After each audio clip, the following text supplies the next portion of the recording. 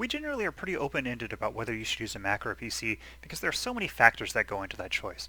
But if you're a Premiere Pro user, it's really hard for us not to just be really blunt about it and say don't buy a Mac. If you're looking to get the same performance as a $20,000 Mac Pro we tested, you can instead get a $4,000 PC using an AMD Ryzen 3900X. Similar performance, but a fifth the cost.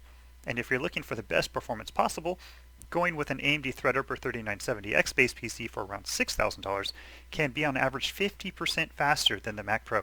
That's 50% higher performance for roughly a quarter the cost. Just think about what you can do if you get that much more performance while saving $14,000. Maybe you can finally upgrade your reference monitor to a really nice AZO or Flanders Scientific, or use it as an opportunity to get a NAS storage unit from LumaForge, or just take a couple of months off to recharge. We understand that there is a lot of benefit to staying in the Apple ecosystem if you also have an iPhone, a MacBook, or whatever, but this is a huge amount of performance and cost savings you can have by getting a PC over a Mac.